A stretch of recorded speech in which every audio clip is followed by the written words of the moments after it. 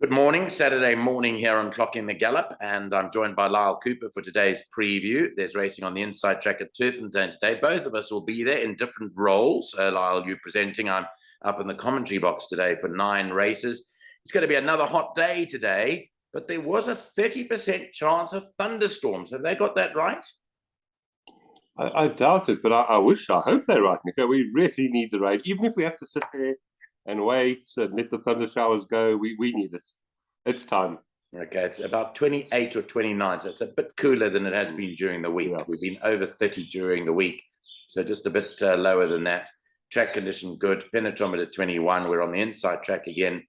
False rail is 4 meters out in the back straight to 7 meters out in the bend and a 7 meter spur at the 500 meter marker. 2 jockeys not riding today.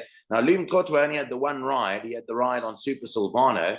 That now has been taken by Diego de Gavea in a later race. But Muzi Yeni came adrift of his horse on Thursday in that last race, I think it was. Didn't ride yesterday, so that 48-hour rule applies. He has got a sore shoulder, so should be seen back in action.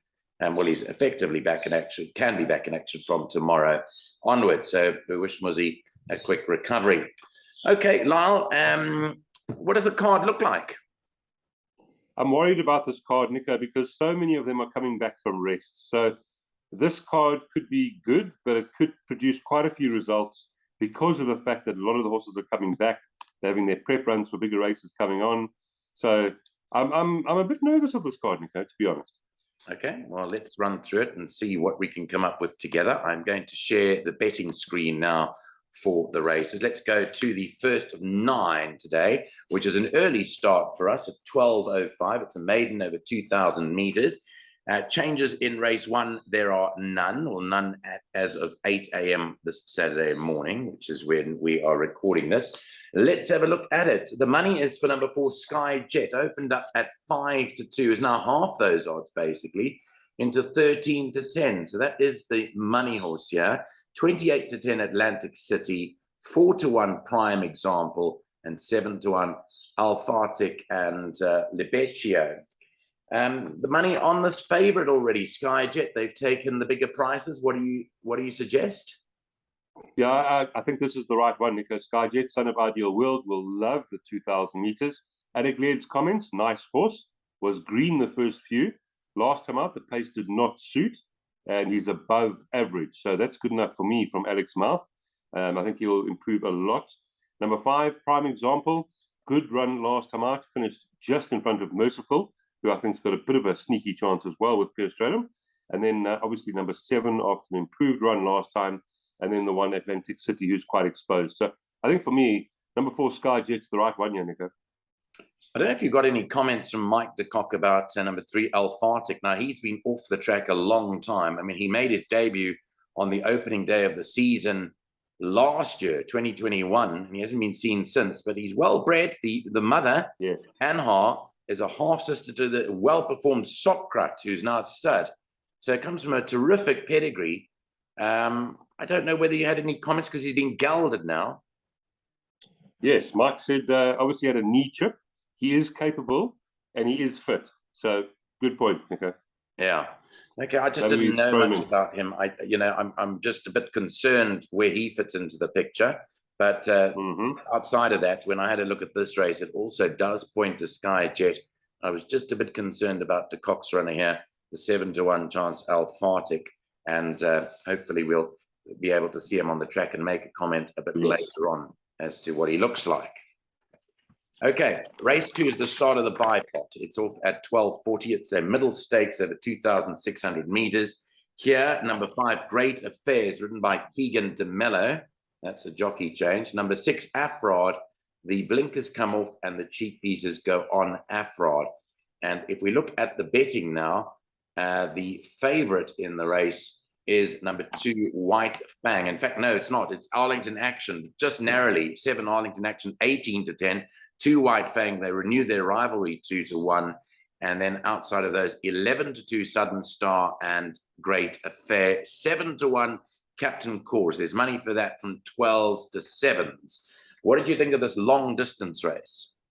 No, funny enough, I think the betting's right here. I think this is a match race, Nico, between number 2 White Fang and the 7 Arlington Action. Both of them running well. The rest are going to have to just improve slightly. A horse like Great Affairs up in trip here, so we'll see how he goes. But White Fang will be my first selection. Adam, as you did say, obviously very consistent.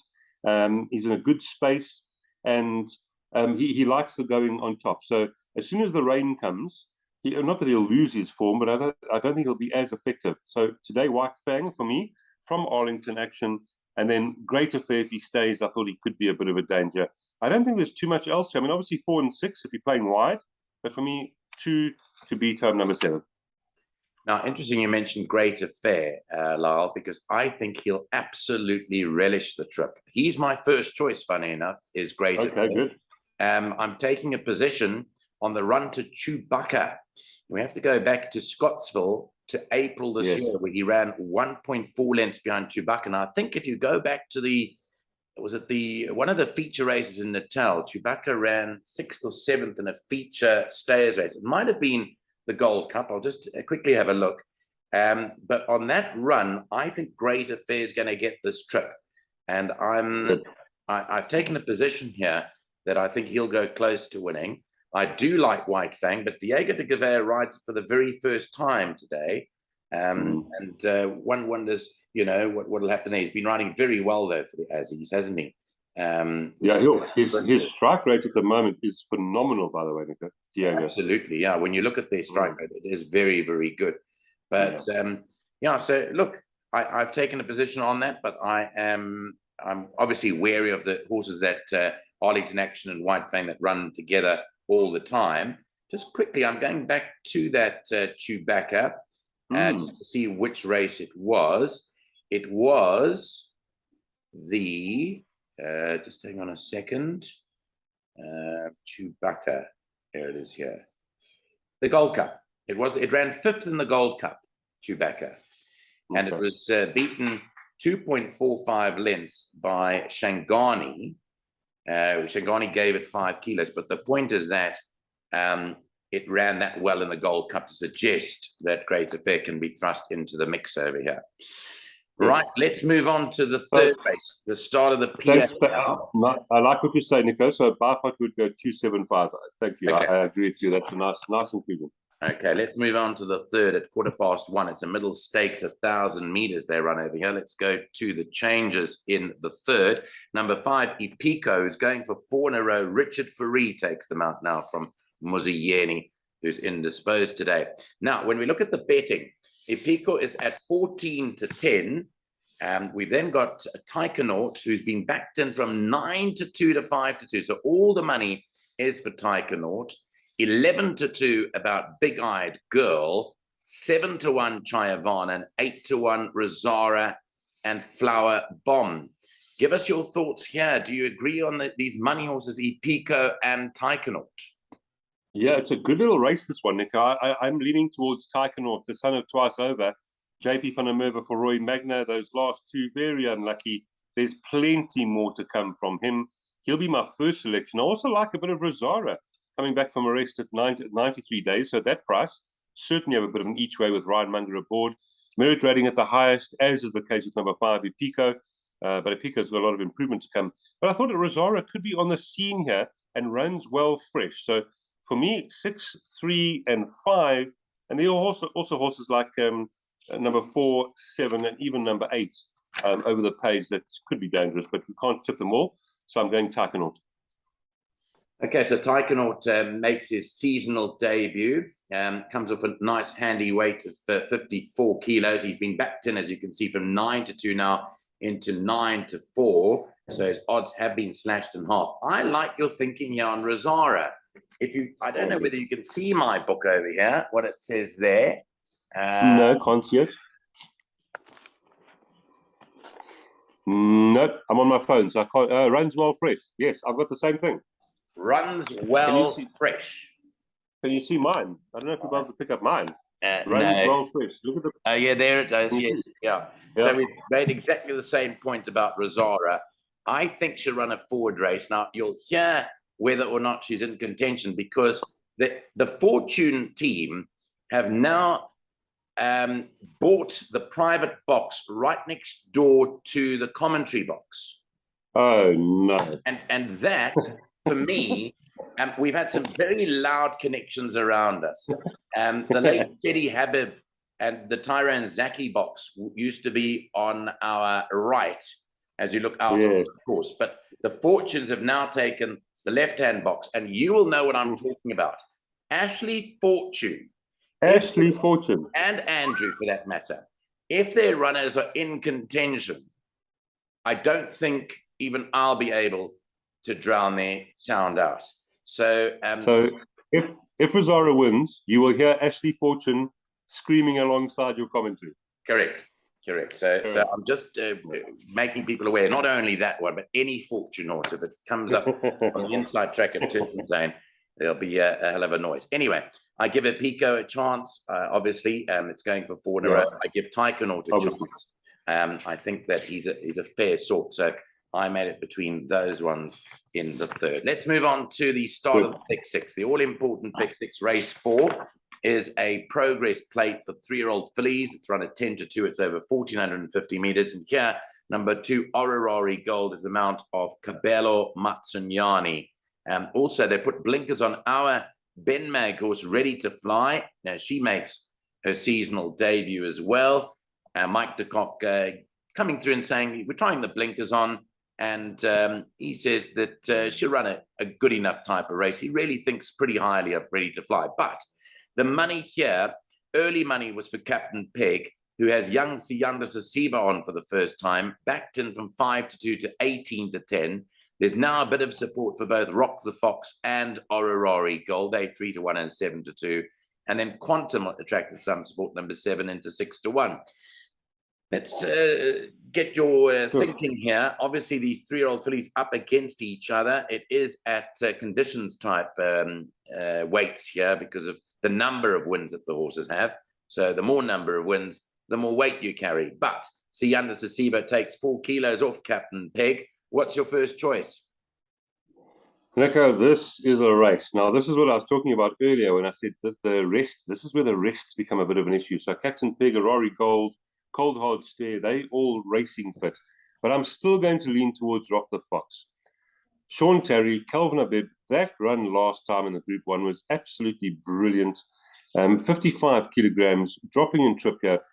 Sean Terry says the following: she is a little underdone, will need a bit of match fitness, but he said, I hope she gets the job done. So for me, that's fairly positive. That will be my first selection, but we have to back her up because of her having the rest. Obviously, number 2, Ororari Gold, well held by Rock the Fox on the Group 1 run. But number 1, Captain Peg, with a 4-off, obvious danger. And then horses like number 3, none other, probably not today. And number 6, your Ready to Fly. On that debut run, interesting that Ready to Fly actually, at the weights, could turn that around with Captain Peg. So, yeah, I see what you mean when Mike rates her. But to cut a long story short, I'm still going to be probably leaning towards Rock the Fox, Nico. Yeah. Well, look, I took the 25-1 Rock the Fox to win that day. I was gutted because it got nabbed. Well, it didn't get nabbed. It didn't get there. It didn't get there in the last stride to beat Canadian Summer. So I did get a bit of the place money that day. But I also thought Rock the Fox at the weights here. I mean, she receives 2 kilos from Captain Peg, and she receives 3 kilos from Ororari Gold. And I think that could well thrust her into the limelight again today. So I'm a Rock the Fox man too. I see where you're coming from. I'm hoping for Ready to Fly to run a better race than it did last time out in Durban. And I respect Captain Peg because she is 1-3 on the trot. And just the booking of the rider is a bit concerning. You can obviously know why they booked the apprentice to get the weight off it. Sometimes it has the adverse effect because of the inexperienced rider. I don't know. Look, I've got to put her in because that is an unknown factor. But if Diego was riding her, is her normal ride, more confident. Then I'd be a lot more confident. Yeah. Okay, let's go to race. Nico, if I can, Nico, just to stay with that for 1 second. I mean, Captain Peg won a fillies mare 76 last time. Yes. And the time was 89.14, which is not particularly good. And Rock the Fox flashed up to run second in a Group 1. Yeah. And now there's 2 kilograms in it. So, yeah, if they were matched really, I'd be quite confident in Rock the Fox. Yeah. Okay, well, let's see what transpires there. We'll go on to the 5th race, which is the equivalent, but for the Colts and Geldings. Although, as you know, in open races, fillies can enter. Now, the interesting move here is what Sean Tarry has done with Bless My Stars. He doesn't obviously want to run Bless My Stars and Rock the Fox together, so he split them up. And he's put the filly up in the colts race, which is a very interesting move because she gets the sex allowance here, and she comes in with just 54 kilograms. So she's the lowest weighted horse, is Bless My Star. She's at 33 to 10. But when we go to the actual betting, the actual favorite is Quantum Theory number 1 at 3 to 1. You've got Bless My Stars 33 to 10. You've got Profit at 7 to 2. And then Laguna Verde and Boisterous both shortening in a bit to 5 and 6 to 1 respectively. I like a horse here, and I thought this horse would go fairly close to winning, but once again, it's a bit of a gamble. What do you like? Yeah, I want to hear what you actually like. Again, I thought a good little race, this one. Sean Tarry says, Bless My Stars, will be running on. She's a tricky little filly. This race will bring her on and might just get away with it. So obviously she's good, but she's got a few issues as far as mentalness, or obviously, just she said she's tricky. So good horse. Obviously, I love Ayafriakatul. I love that horse, but I'm going to be ending up going with Profit. Marco van Rensburg for Corner Express from that draw. I mean, you just look at those form lines, all fantastic. Yes, Quantum Theory beat Profit last time, but with the draw in Profit's favor, I'm certainly going to be leaning towards 2. Obviously, 1's a big player. I'm looking forward to see this filly, and then maybe a horse like, I wonder if you're not going to think of Boisterous here after that fantastic run behind Pyromaniac last time. So I wouldn't let it loose either. Yeah, you haven't mentioned the horse I like. My first choice is actually Laguna Verde. Now, so I'll tell you why. I'll tell you why I like him. The fact that he's been gelded is, look, he may need the run. I don't know what Lucky Hudalakis' comments were. I don't know if you've got them. No, but he may, and he's pretty spot on. When Lucky gives his comments, he's pretty spot on, but we'll find out a bit later on from him. Anyway, he's been gelded. Okay, that's the first bit, is that I think he needed gelding. If you go back on a few of the runs, he's got Quantum Theory beat on the run on the 12th of June. Got it absolutely thumped, actually, on that run. And then on the 2 Cousin Casey runs, he comes out very well in with a horse like Profit. So my top choice here is the 5 to 1 runner number 3, Laguna Verde. I put him in with a chance, but I respect the filly at the bottom only because she is getting the weight from these other horses. And you know what? If that earlier horse runs well and wins Rock the Fox, then that thrusts this horse right into it, Bless My Stars, doesn't it? Because they finished on top of each other there. And in the previous race, Rock the Fox is carrying 55, and this is carrying 54. It'll make it much tighter affair. So we want to see both of them being trained by Terry, how they go, how one goes to get the other one in. So for you know, at the end of the day, I've put Laguna Verde. I know you sent me some PA numbers. I put in my Laguna Verde. I've always liked Profit as a horse, and I think he's got a chance. And then Bless My Star. So I narrowed it down to those ones.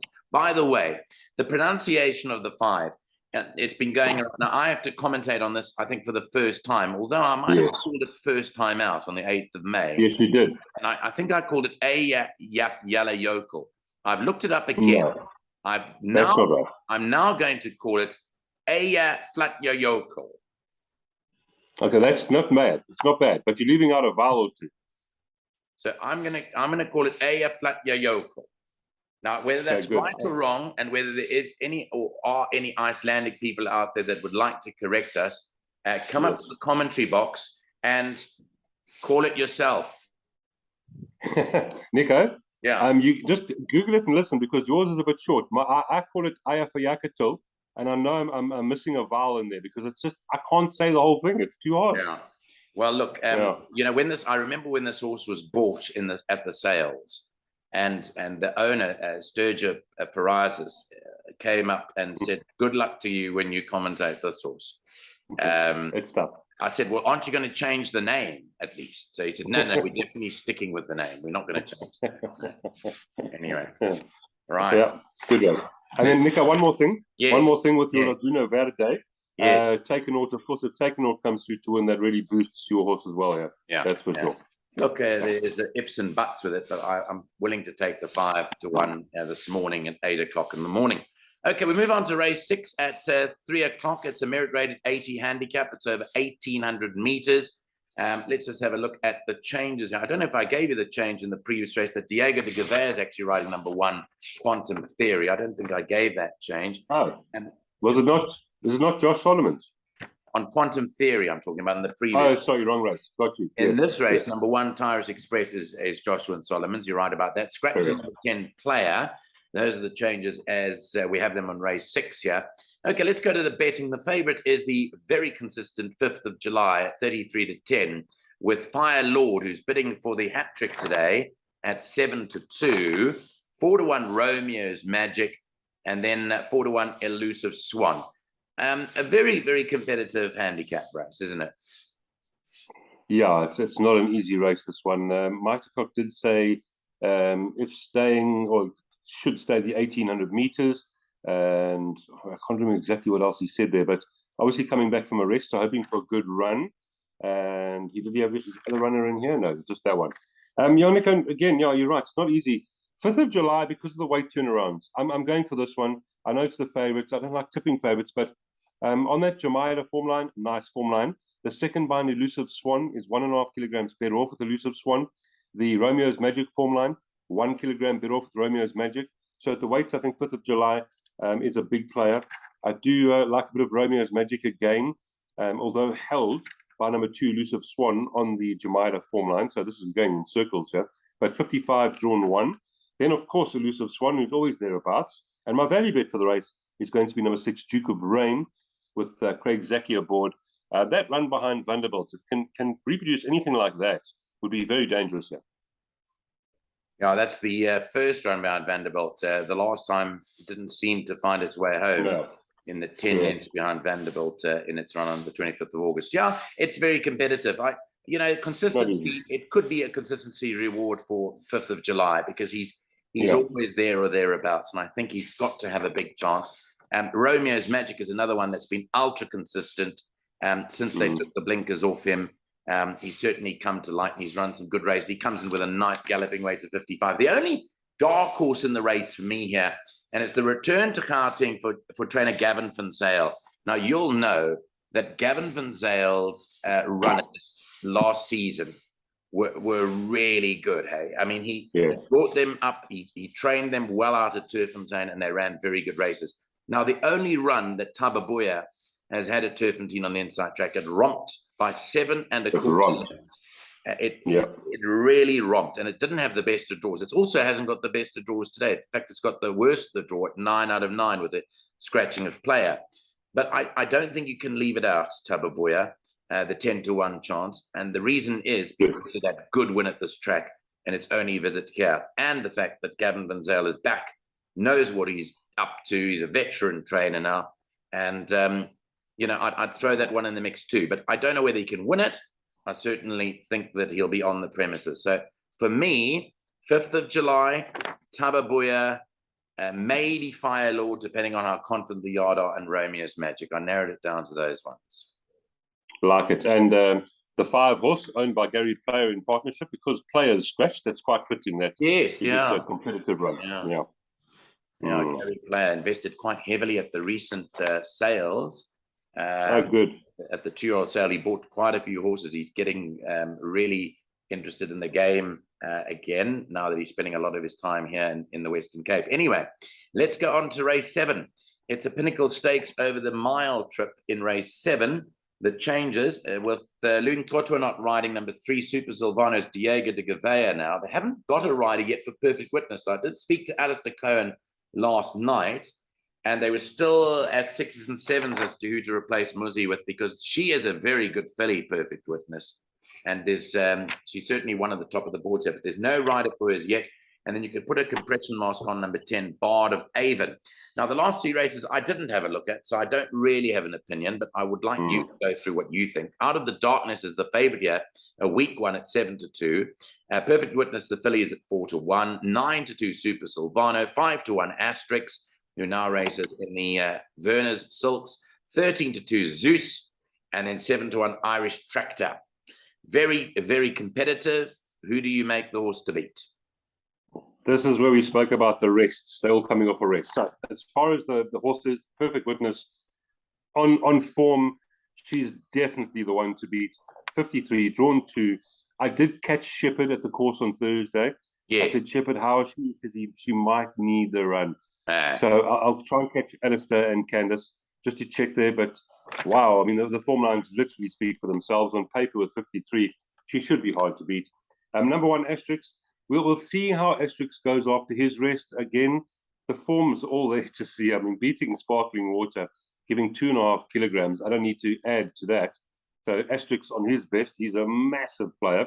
And then I do like a bit of Super Silvano here. I see it coming to 9-2 now. Nice form as well. Tries the course for the first time and very versatile as well.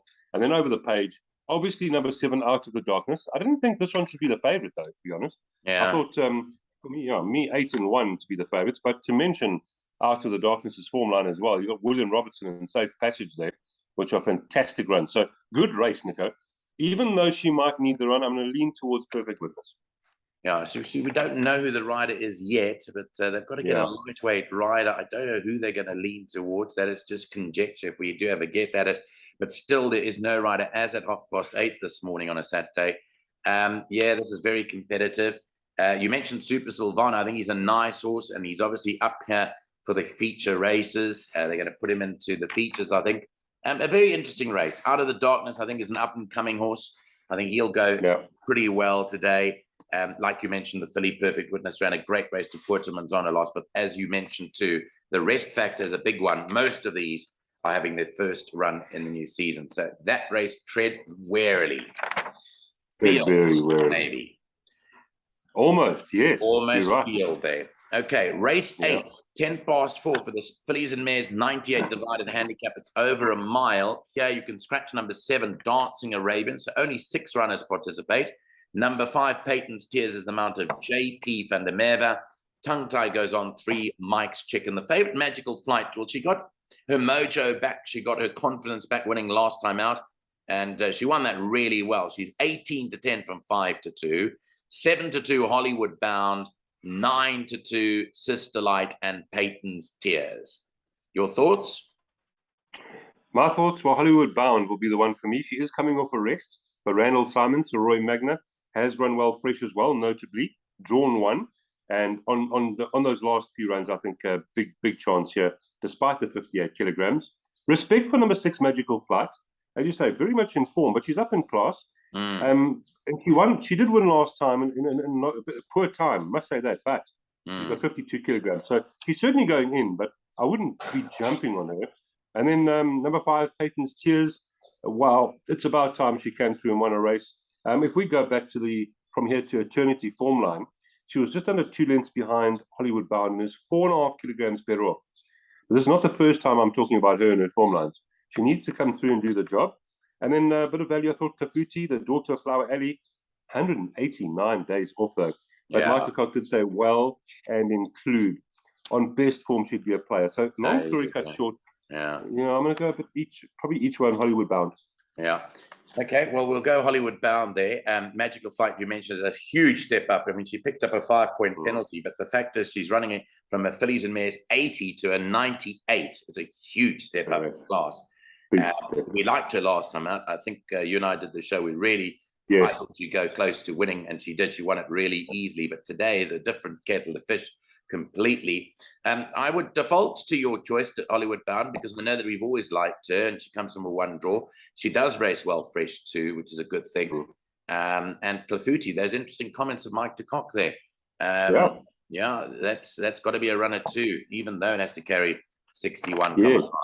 Yeah. If I may add there, I must tell all the punters out there, just start including Mike de Kock more than you usually would, because it's champion season coming now, and Mike de Kock's going to be stepping them up. Yeah, I'm due to actually visit his yard sometime next week, just to have a look around there and scout around and see a few things. So maybe I'll report back on that on this channel sometime towards the latter part of next week. Okay, we move on to the last of the day. It's a fillies and mares 76 divided handicap. It's over a mile.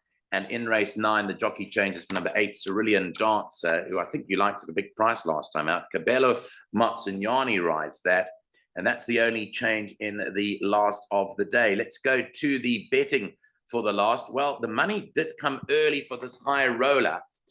shortened from 33 to 10 to 2 to 1 high roller, is now out to 22 to 10. So it's begun to drift again, but that is the favorite. 4 to 1 Strange Magic, who Alistair Cohen races with Lawrence Werners. 11 to 2 twice as Wild. And then outside money for this Little Miss Sunshine, number 10, who's coming from 16 to 1 to 8.5 to 1. That's the money horse in the last race. And that's how they're betting. 7 to 1 Bird in Space. Competitive fillies and mares 76 in the last again. And what are you making it, or how are you faring each up against each other? Very competitive. I've studied this card without looking at the betting here, Nico. So I'm just looking at my selections, and I'm quite surprised. My first selection is number 5, Twice as Wild. We know Grand Maroon's in good form. I don't mind those form lines. That irrevocable Dream. Nice form line. There's been 3 winners from that form line. Is up to 1,600 meters. But it looked like she enjoyed the 15 last time, so we'll throw her in. And that merit rating, I don't mind at 66. My next 2 selections, I can't believe their prices. Firstly, the 4 Seconda Aurora, Paul Matcher, Josh Solomon's, merit rating down 2. I thought would have a chance here in this race. If we go back to the run on the 28th of July, over the course and distance against Stronger, wasn't disgraced behind Dancing Arabian, drawn 1 today. And my next selection, I see is up at 14 to 1, Gilded Grey, Marco van Rensburg for Fani Bronkhorst. Even though it's theoretically held by my second choice, Seconda Aurora, on the Dancing Arabian form line, I like the way that she's been going along, and she's drawn 5, and she also likes the course and distance. And her merit ratings come down to 60. So those are my first 3, but obviously it's a tough race. We have to mention number 2, High Roller. Number 3, Bird in Space, by the way. Adam, as he did say, obviously a bad draw and a chance, running on. This is the half-sister to White Fang, by the way. Bird in Space. So, yeah, we'll be running on. But just the draw is a bit of a worry. Yeah, and then also Alistair and Lawrence's horse, Strange Magic. That was a very nice win last time. But the time wasn't strong. Step up in up in class. So let's see how she goes. For me, 5, 4, 9, some real value. Yeah, 4, 5, and 9. I know when you gave me your PA numbers earlier, which we've got on the Take a Bet show, that is up with Flo Andrews a bit later on this morning. I also chucked to the 2 High Roller because of that run to Pyromaniac last time. I ran out of her boots in that race. It was only a 6-horse field, but she did run a very good race. And we'll see how Bless My Stars runs earlier on the day. But she did finish 6 lengths adrift, but that was a very, very good run. Now, since she put the earmuffs, or since Clint Binder put the earmuffs on her, she seems to have become a different animal. So that's a tough race to end off the day on. And as you heard from Lyall, if he's liking horses at 20 to 1 and 14 and 16 to 1, it could well be another field race, I'm afraid, today in a competitive lineup. Okay, so that takes care of our preview show for Turffontein. We've got racing tomorrow out at Gravel. Happy to report that the Ghost Rider will be back on the channel tomorrow with their selections for that, and also for Monday. Lyall, remains for me to say have a good day's racing. We'll catch up with you later at the track, but thanks very much for all the time and effort put into studying today's card. And I have your binoculars for you, so I shall see you there. Okay, yeah, thanks very much. So those will come in handy as we call them home out at Turffontein today. Been a great pleasure bringing you the preview on Clocking the Gallop. Have a good day at the Big T today. Bye-bye.